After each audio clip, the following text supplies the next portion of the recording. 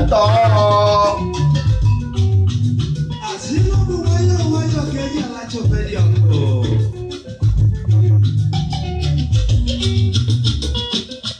ana bana la chaka aga ekobeji aka n'uko ana ya baba chaka n'uko no bebe gwanụ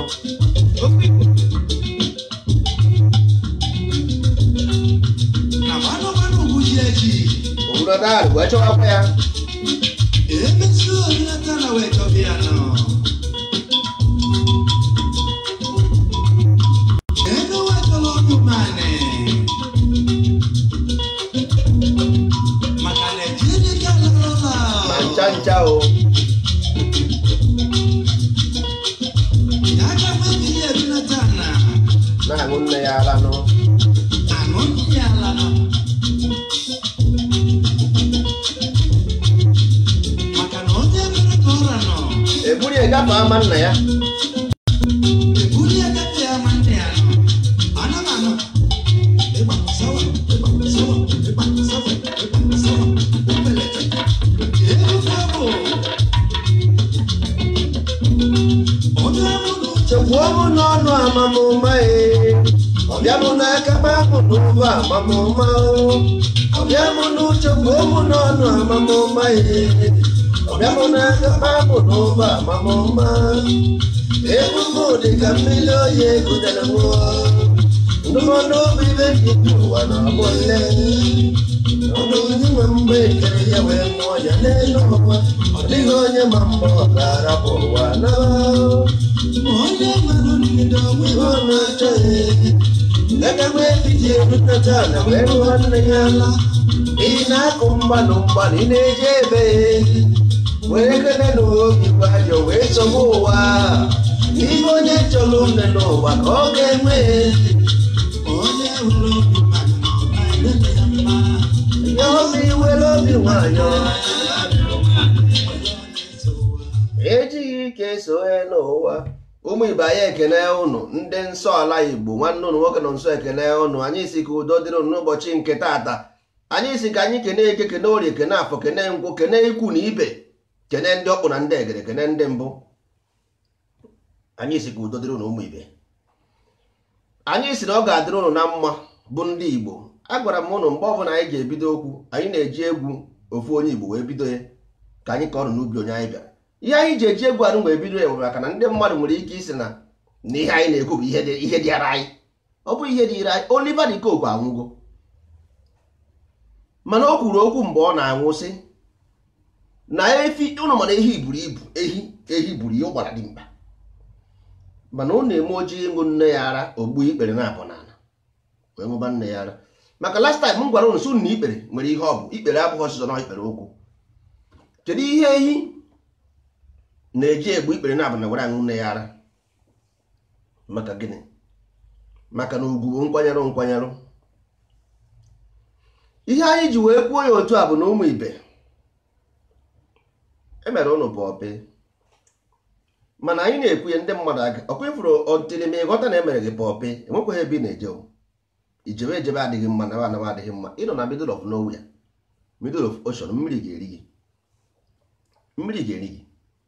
ihe ga-emere ndị Igbo n'ụwa anụnwa ha pụtara bụ sọsọ ihe anyị na-eme ihe ọma ga-emere ndị Igbo ikwewe ihe ọma bikos ama mbụ na maka ihe ọma na ihe ọjọọ sọsọ ihe bụ ihe ọma ga-emere ndị Igbo n'ụwa mụ na gị nọ bụ ihe anụnwa anyị na-eme maka na a na-akụ ọgaranya akụ ịkụ ọgaranya ọmịa mkpụrụ n'ụwa dịka mkpụrụ osisi a na-akụ amamihe akụ a na-akụ progress a na-akụ ya akụ politicians a na-akọ ya otu esi akọ mkpụrụ ọmịa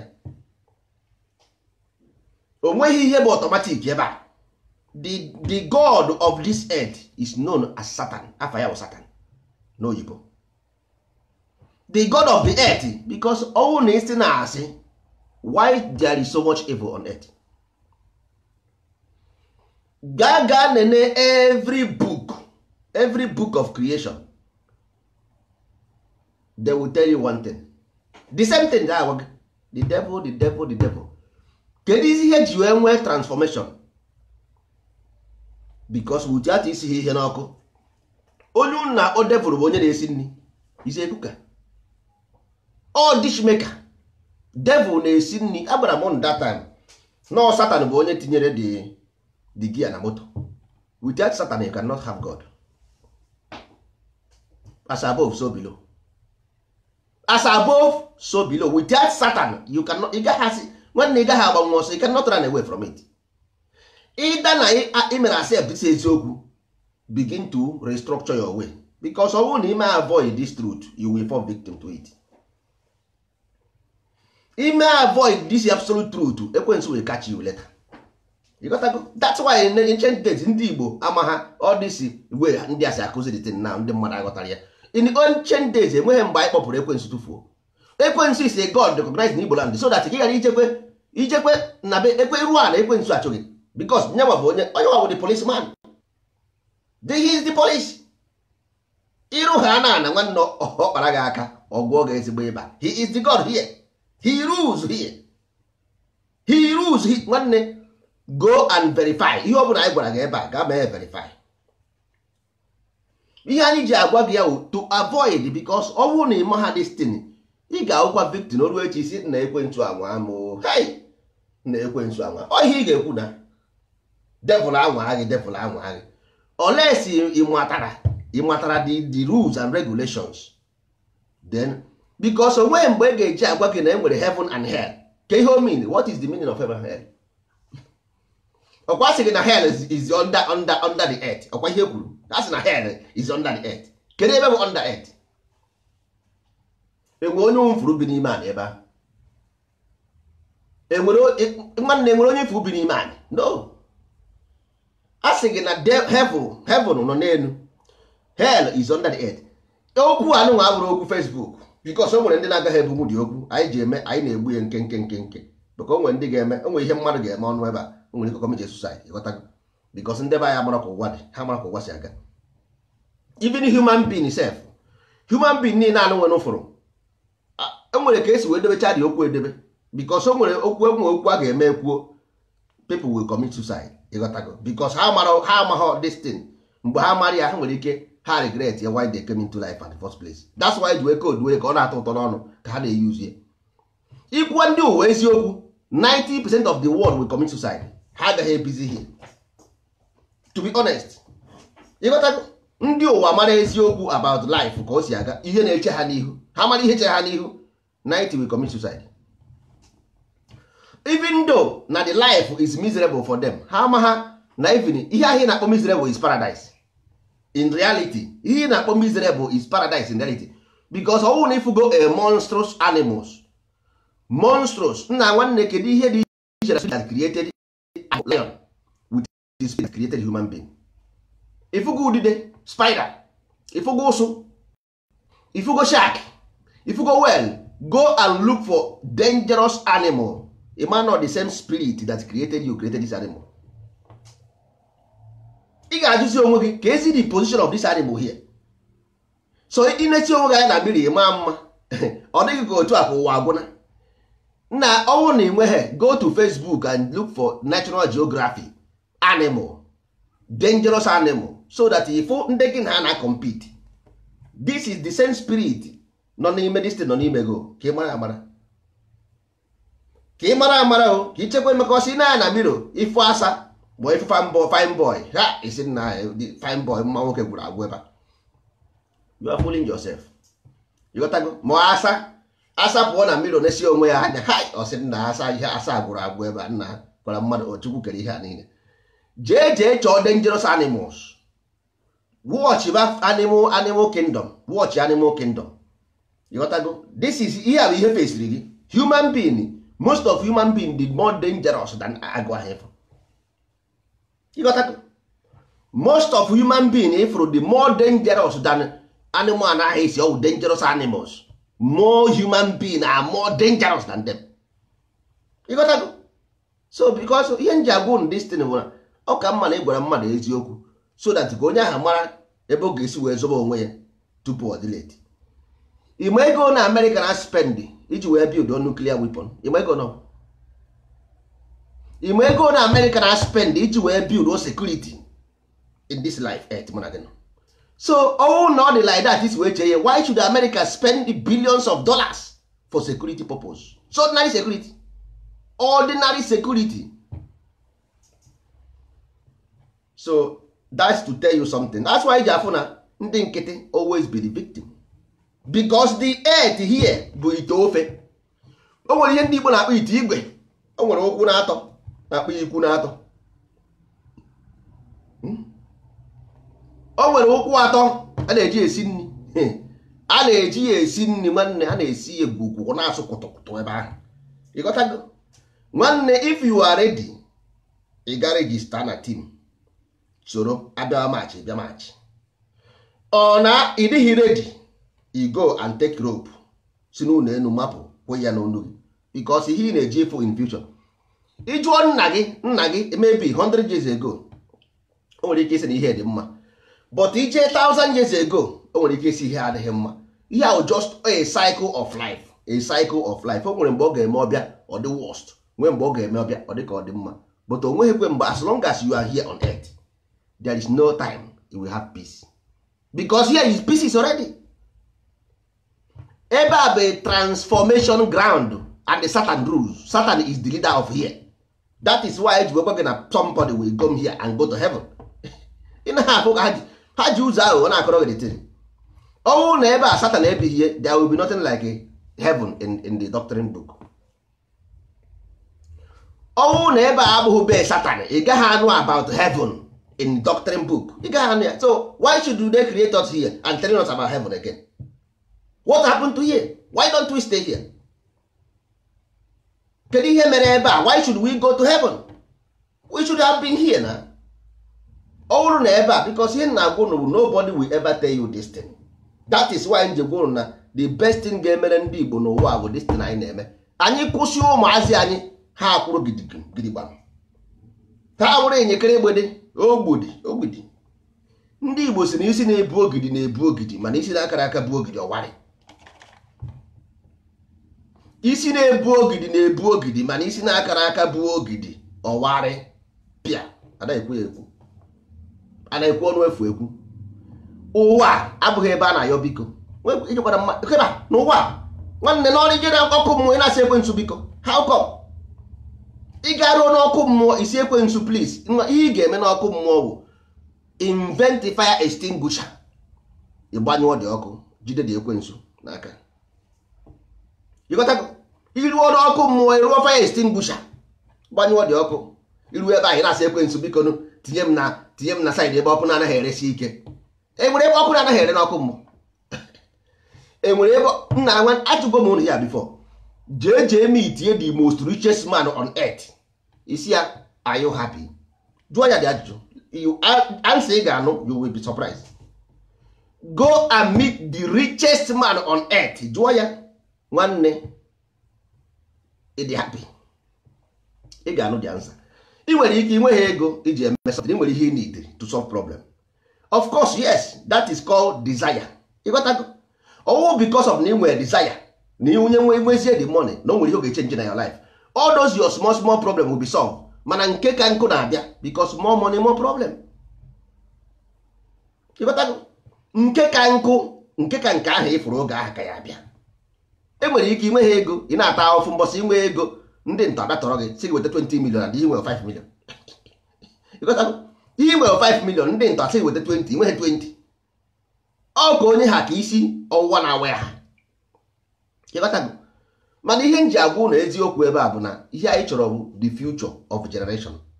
Ọ bụkwa ha nke anụnwa anyị nwere. Ihe anyị nwere kịta nwanne, ị gaa na Nigeria na Africa, gaa na street mee interview. Mee people interview n'oge anya na there is no future here.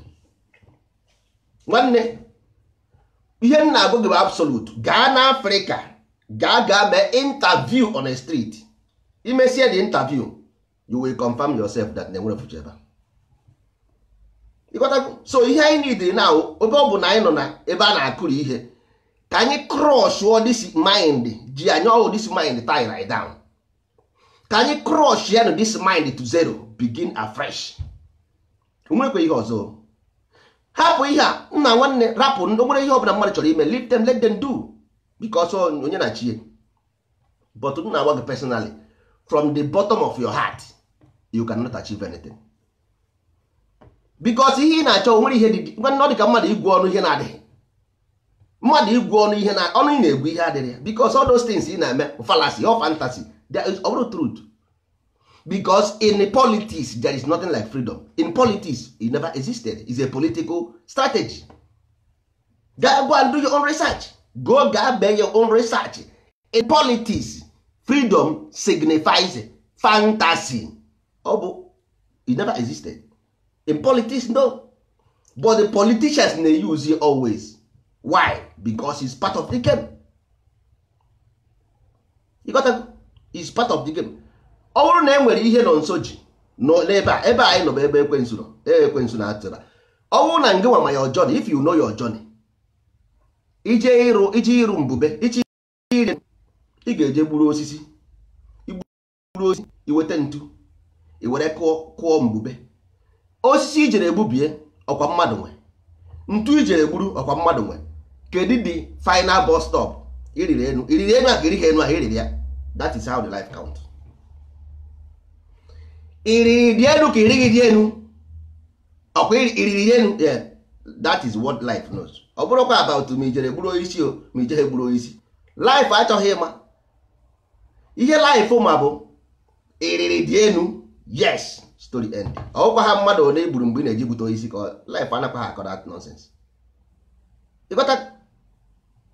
Life anaghị akọ that nonsense because osimiri furu okwu ya ka ọ ga-eri. Ndị life ga-enyekwa ya onye kwe because ekwensu na-achịrị ebe a na. You got that? Because ekwensu furu obi onye na-eji ime that thing. He knows his mind. God knows your mind. Ọ bụrụ na e nwere intention nwere now na agụ ndị Igbo nga Somalia n'ime obi m ekwensu na Chukwu asị guidance ha ma my intention bụ ka nje weta nri na Somalia nye ndị Igbo na ndị Igbo enweghị nri. So ha nruo na Somalia ha ga-ewere ndị nkịtị na Somalia asị na onye nkịtị ga-eji ere ọgwụ. Ekwensu were ndị nkịtị na Somalia ahụ onye m abụrịcha m ha isi mbọrọsị ahụ isi abịa m n'ala Igbo were the whole food nye ndị Igbo ha rie because they seize my mind. Mana ọ bụrụ na n'ime obi m achọrọ m ka nje gwuo wee na Somalia were zaa ọgaranya ngadanga mgbu ebe a ndị Somalia kpara m aka ha gwụọ m ezigbo ịba mụrụ ya. Enwere ike ihe asị na ahụ mgbe ejere ochi mbọsị izi ahụ jere ochi ha aka akparị ya ọ na-eti ọkwata abụ isisi mo because ekwensu ma na onye a ọ chọrọ ime ọgịrịga.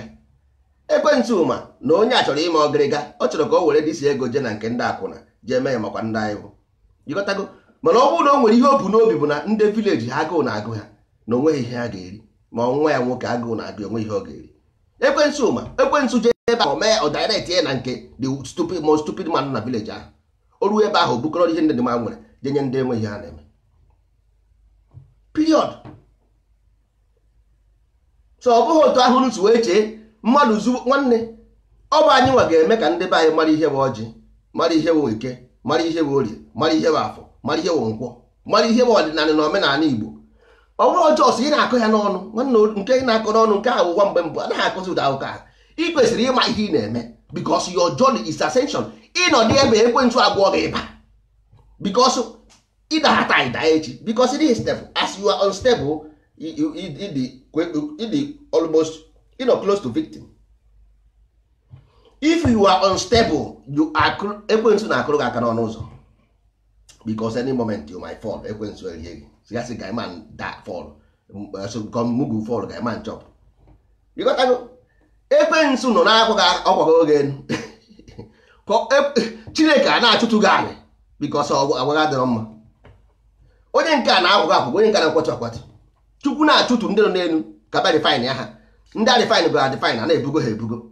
You got to ihe anwụ na-eme every morning. Anwụ achịrị nonsense chituo na anị gata ohe ebe anwụ bụ akwa oburukwe ndị mere ọfụma rịa because all light. This is light. It's particles, solar particles. Ịwa ha na ndị Igbo na-ege ntị ụmụ Igbo gesie ntị ike. Ọ bụ ntị ochiri ịwa anwụ na-awa bọtụrụ na-awa ma bọtụrụ na nke ife ọ ya eme explode. Ọ ga-frictionalize ọwana ọya ka a na-ekwu maka ọjị.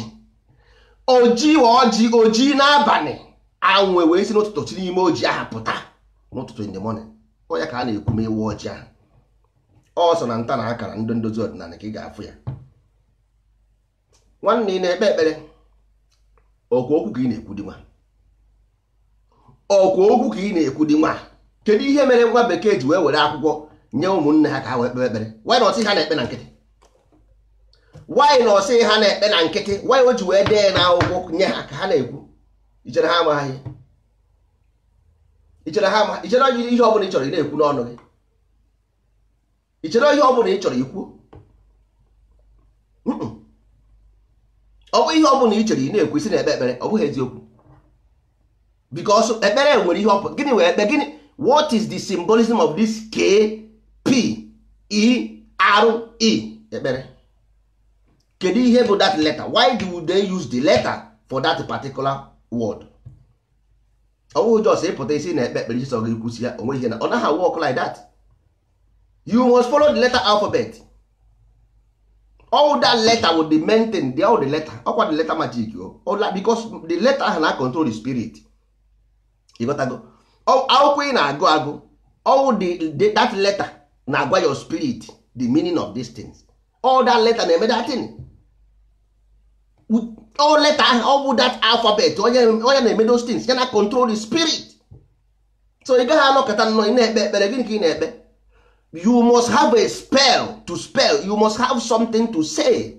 Onye ma the letters, the symbolism, because it's symbols. All symbol. Mgbe mbụ na-agwa ụnụ na Igbo, otu Igbo si wee wuru savior, ndị mmadụ anaghị aghọta the thing. Nwanne, ihe anyị na-agwa gị here, take it for yourself. Because of onweghị onye si gị nye anyị ihe ọbụla. Igbo wu savior, is gate, is the horizon, the doorstep between there and here. Because I gonna say gbochie ya egbochie, igbochi ihe. All the doorway, that gate to save, because itinye door na your house, that means you have protected the house. You open the door in front of the house will be open. You got to go all doorway, all doorstep. Uda just as in mbonde, but that means nothing. Ndebo means nothing. Ihe a na-ekwu maka ya, ihe ọbụla dị n'Igbo with concept. You got to go. Ihe a na-ekwu maka was something that symbolizes and signifies something. Oh, ndegbo means nothing. But ọwụ na ịmara na Igbo wu savior, no your savior, because that's why you nwe Obiafara and Igbo. Ihe a na-ekwu wu two, above and below. One is Ekwensu, one is God. Simple. Period. Onweghịzi ọzọ. Above and below, left or right. That is life in afọ anya. Otu aka ụwa dị enweghịzi otu ọzọ. So if you remove the letter, when spirit gị become useless.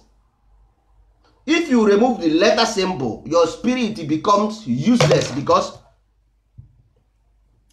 even onye isi na-agụ akwụkwọ. Ụnụ amaghị na onye isi na-agụ akwụkwọ. Ụnụ amaghị na onye isi na-agụ akwụkwọ.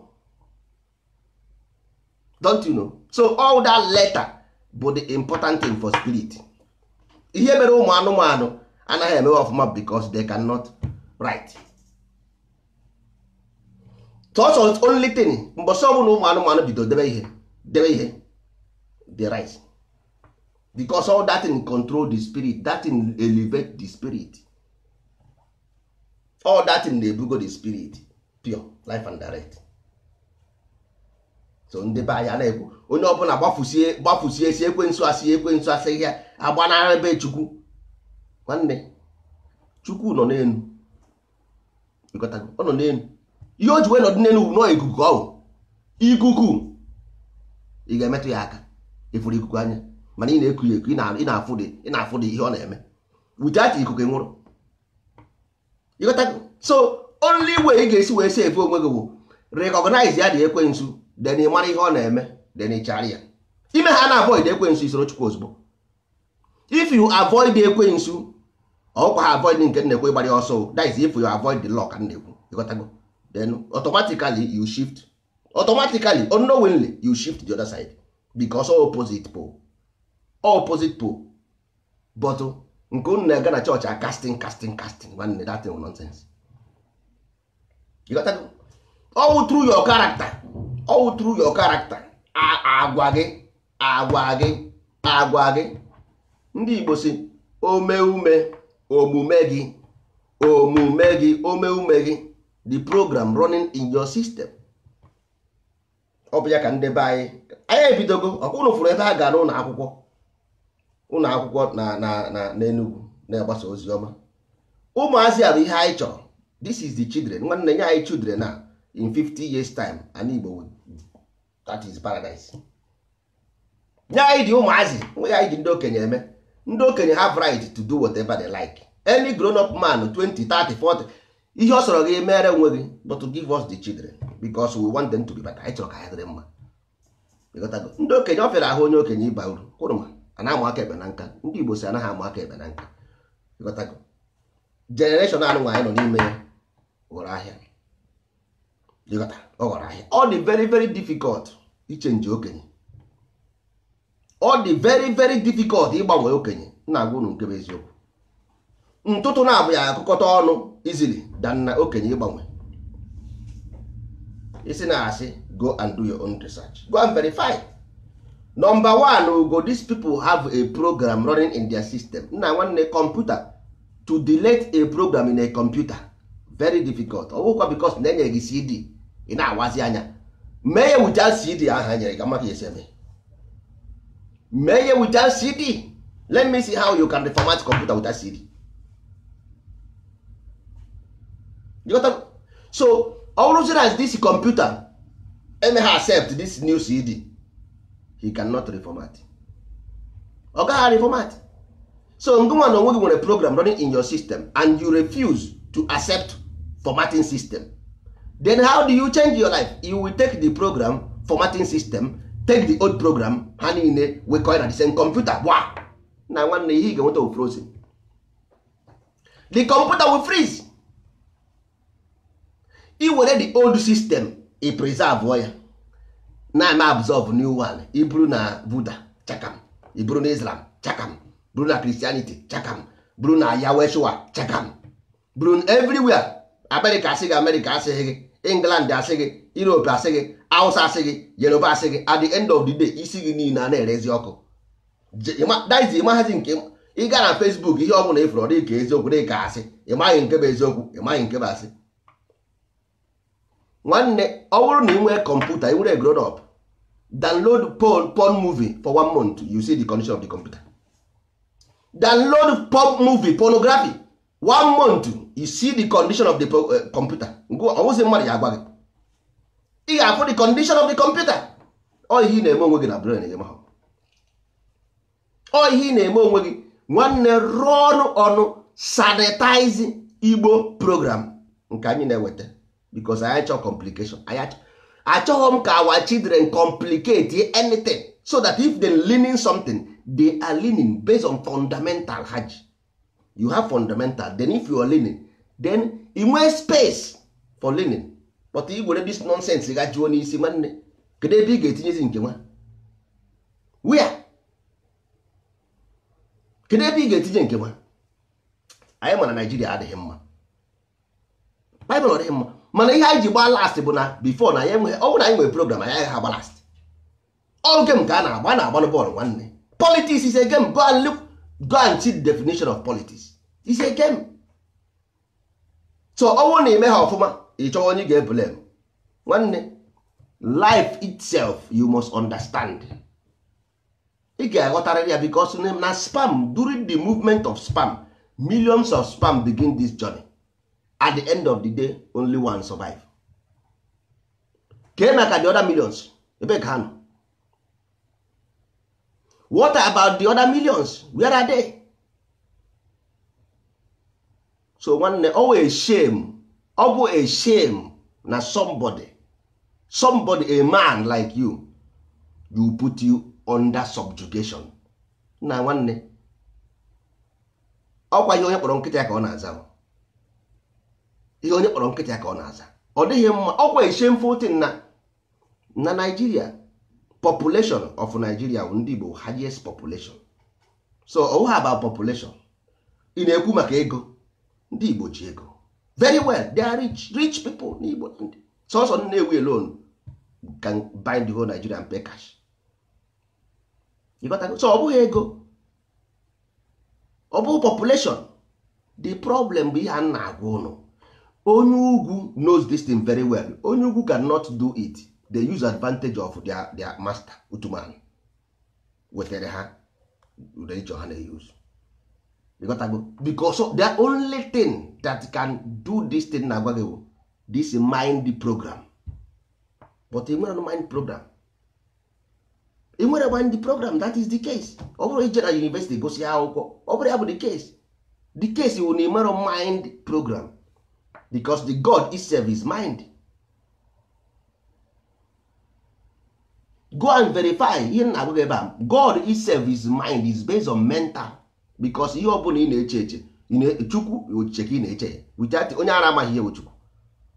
Ịghọtago? Ihe ọbụla ị na-eche ochiche ka ị na-eche. So as long as no ochiche, even before you mean anything n'ụwa ị ga-eche ya eche. So as long as no ochiche is mental.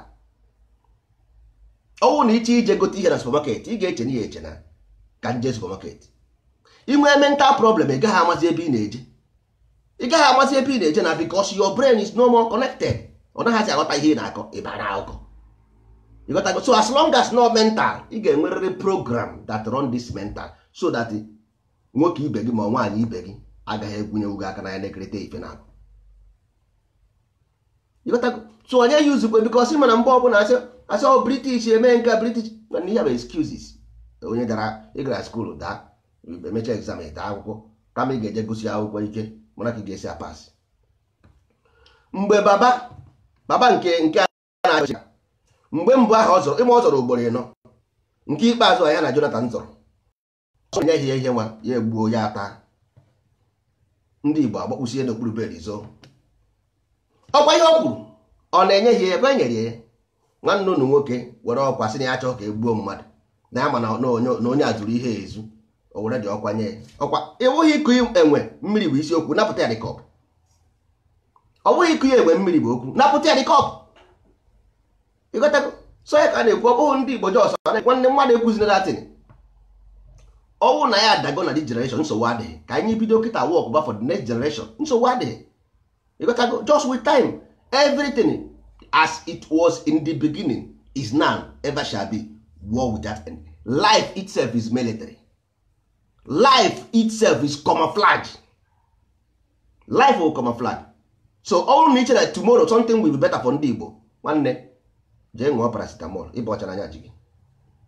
Ịghọtago? Ọnwụ na iche na ihe ga-eche nji echi otu a ndị akwụkwọ otu a na-ekwu okwu politics na next one Yoruba ga-asị ya ga-achị, next one Ijaw ga-asị ya ga-achị, ọsọ gị na ebe ahụ Biniman ga-asị ya ga-achị. So onye ọbụla ga-asị ya ga-achị ọsọ gị nọ ya. Onweghị mgbe ndị mmadụ ga-apụta na fold their hand sị onye Igbo bịa chịba onye kwuru. Nobody will tell you that. Ịghọtago? Onweghị na-agwa gị datin. So mbọsị iji filie na ịdị oke inwetago atụmatụ ịmago ihe ị ga-eme then you go and challenge. Ọkwa mbọsị anyị nọdị na safe heaven anyị nọdị na safe heaven na-eche mbọsị onye nwe anyị Olise bụrụ ụwa Chineke ga-abịa teze ndị Igbo na-ataga ahụfụ ọfụma ụna ataga ahụfụ nnukwu hei Chineke mere anyị ebere o ndị Igbo mere anyị Chineke mere anyị Igbo ndị Igbo ebere ndị emegbuo na anyị ha egbuo na anyị mere anyị ebere. Ichekwa na agwara m gị na here Satan rules. Ịghọtago? Onye enwe ihe ogbe enwe ihe ọ na-akwafu. Onweghị ebere Chineke na-emere gị. If you do the normal thing necessary, ihe ahụ ị na-achọ iji aka gị merie onwe gị because Chukwu nọ gị n'ime. Enweghị imaginary something here. Ọ nọ inside you. So all your capacity bụ capacity of your God. Your capacity because onweghị mgbe ị ga-enwe generator nwee 5000 kilowatts ije were injin bụ 7000 kilowatts tinye n'ime onye ha asụ. Ịghọta? Ihe ọ na-ediri bụ nke dị superior than that ọrụ ọrụ ọ bụ na ọ bụghị onwe ha ọrụ na-arụ. Say as simple as ABCD. So onweghị magic na-eji ime ebe a ụmụnne onweghị magic na-eji ime ebe because anyị na-ala carry easy way. All this freedom fighting bụ easy way. Ị na-amahụ all easy way. Ọ bụ na ọ bụghị easy way kedu ihe ọ bụ? so that the time will be passing. Oge a na-aga onye nwa na ọnwụ na ọ bụghị ya kedu ihe ọzọ oge na-aga to pass time. Nobody will give you anything. Nobody will give you anything. Hapụ ihe dị ise a na-eme referendum anaghị eme nwanne nwe ihe a na-eme hapụ datin ya gwụgwụ maazị onye ga-emere gị what mere gị gịnị where nobody onweghị onye na-emere gị anything ụmụnne nobody will do anything for you. Ọwụ nwere ihe ị nidiri ị chọrọ ya go and take it finish. Ọwụ nọ nke gị ihe awụ your own no only were ya you got as easy as ABCD. You got that's why you na-asị na unu na-asị nwa bekee jere South Africa gbuo mmadụ were anị ha jee South America gịnị mezie onwe ihe mere since ya onwe na ihe mere since ha jere America gbuchie ndị America were anị ha Columbus gịnị onwere ihe mere ka ndị na-ete isi anyị na-ata ọjị na-abịa na village unu gbuchie ndị mmadụ enwere ihe mere ka Leopoldo gara Congo gbuo 15 million enwere ihe mere enweghị. So kedu ihe ị na-akọzi na gịnị ga-emezikwe ndị kemgbe your own judgment will come. If you are under judgment already, life is under judgment. It's transmutation, it's judgment day. Earth is judgment. So kedu ihe ị na-akọ? If you are already in hellfire, kedu ihe hellfire ọzọ ị na-achọkwa? Ị nọ n'ọkụ mmụọ na-eche ọkụ mmụọ na nwanne. Only salvation here is a physical salvation you have to do. Mind salvation you have to do. When you leave this place, don't come back here again. If you come again, you will face worst or you face dissenting. You got that? So here in Agwagem, how you escape this place. But as long as you are here, one day you will see. Mosi n'aka nwanne gị, osi n'aka nwanna gị, mosi n'aka nwanna gị, nwanna asị na ofu aka rụta mmanụ ozuo ọha ọnụ. Ofu aka rụta mmanụ ozuo ọha ọnụ. Nwere ike ọ bụghị oge nyụrụ ihe na-esi, mana ọ mmadụ nyụrụ ya. Ọkwa mmadụ nyụrụ ihe na-esi. Ọ mmadụ nyụrụ ihe na-esi ni.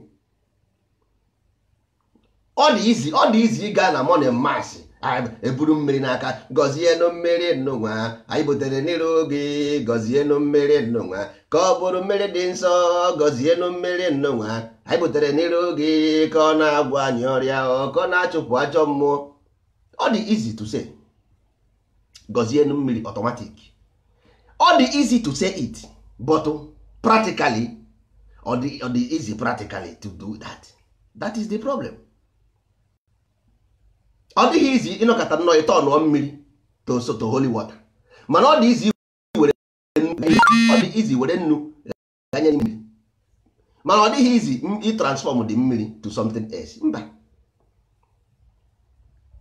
You got to, so that is the game. Ihe m chọrọ ka ndị be anyị na-ebi bụ practical life. You got to, ọ bụrụ na anyị were this our mind development of nke a na-ewetara ụnụ now. Nke a na-ekwu maka ya.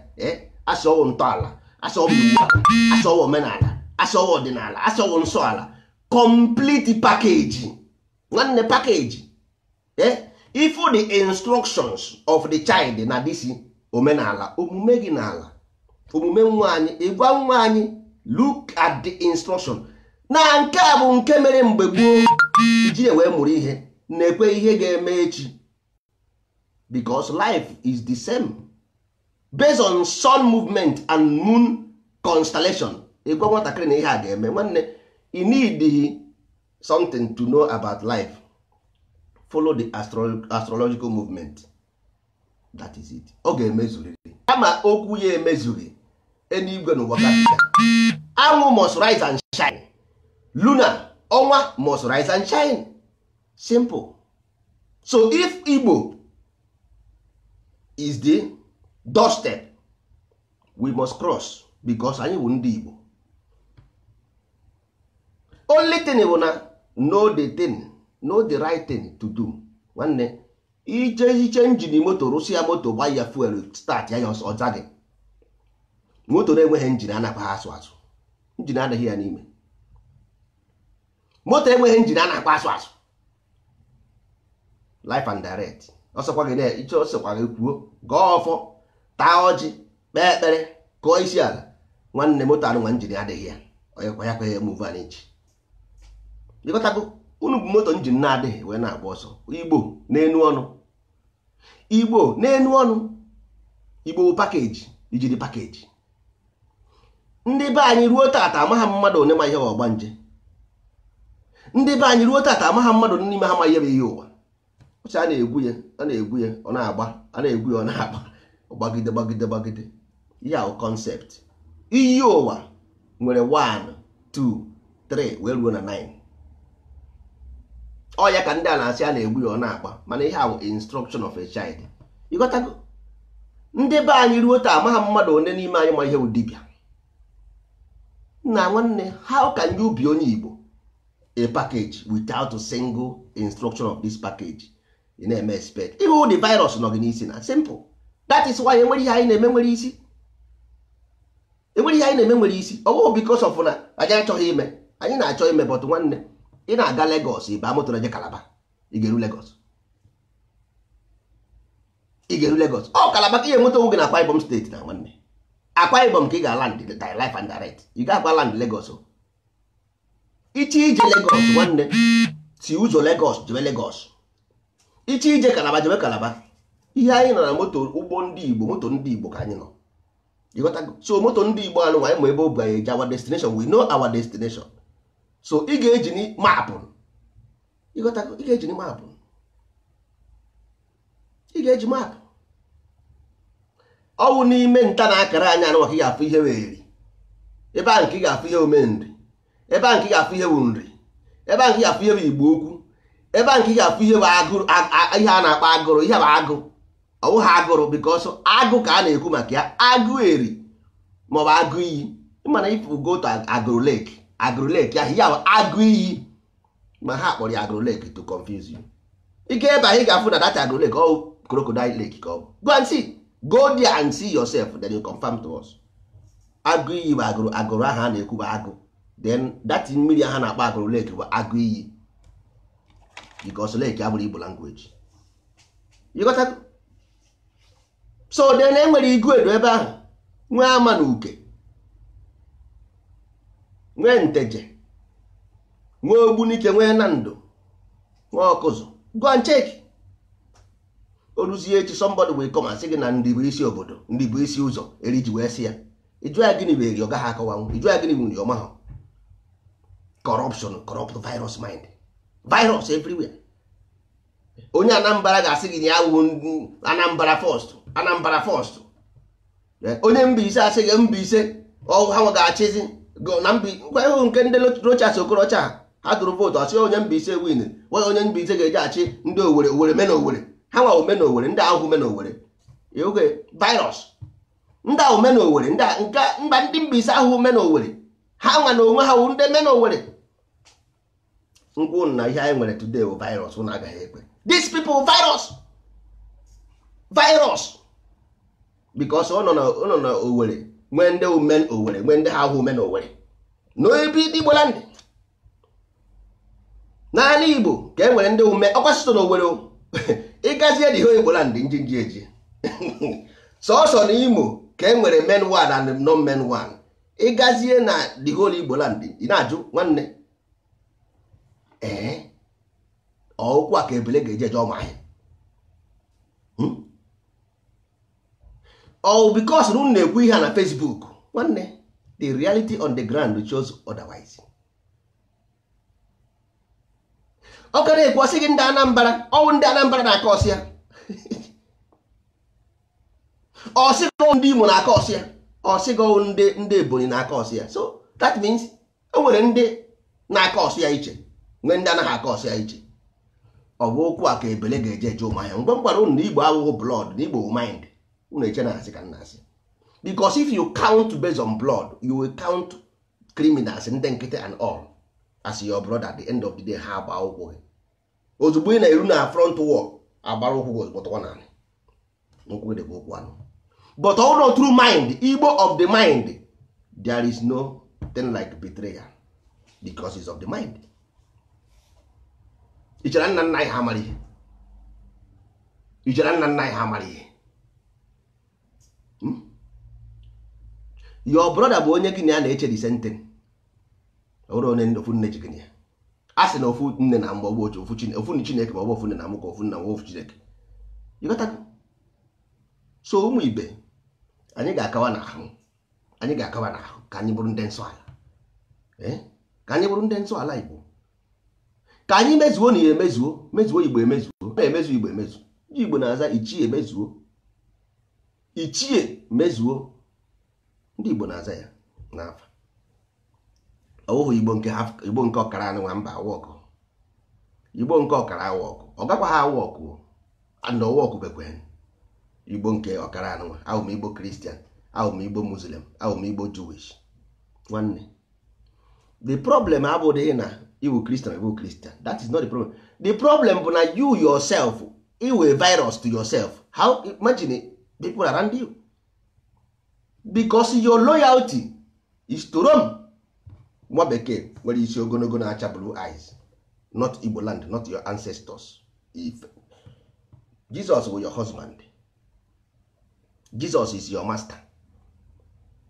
So not even your ancestors is your master, not even Igbo land is your master. So you are not loyal,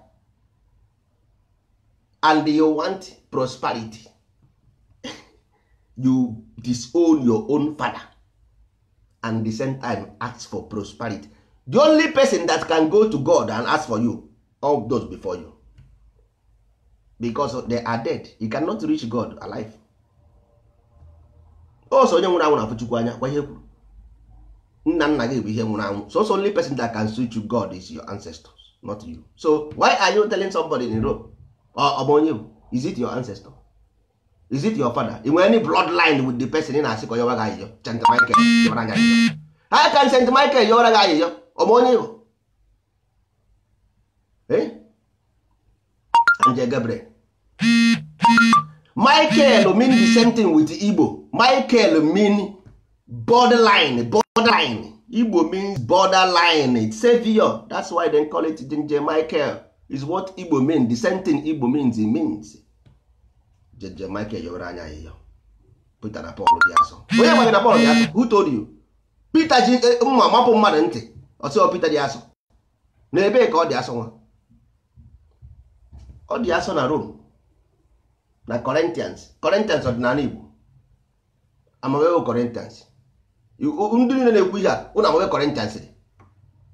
Ụnụ amawe Thessaloniki. Mewe Galatia. Mba. Paul give Paul them build church, first church in Corinthians. Ọ na-ekwu otiche na amawe Corinthians dị. Paul dị asọ jewara ya iyo. Na biko eji m Chukwu ya ọnụ biko. Anyị ma Chukwu ọfụma, we know God and trust the God and do the right. We know 120%. So biko unu emebizi na afa nna n'ụnụ. Ọ ha afa nna m nke unu. Just pity on yourself. Emezi na ụdị ihe ahụ dịghị mma. Mmadụ ịnọkọta nọ betray his own father. Maka na betray onwe gị. Onye ji mmadụ na ji onwe ya. Your own father.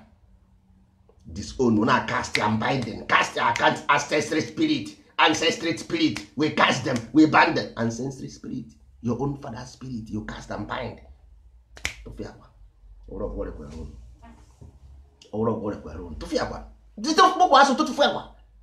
spirit, go to dictionary and Google ancestors. Go to dictionary and Google ancestors. If we hear na bind, your own father, you bind and cast. Ọkwa na enwere ihe ọjọọ mere isikwa evil spirit o isi ancestry spirit ọkwa ihe ikwu ancestry spirit not evil spirit no ancestry spirit nsogbu adịghị chiaka ghọrọ mbọ you will have the repercussion when the time come udo dịkwara n'ụmụ ibe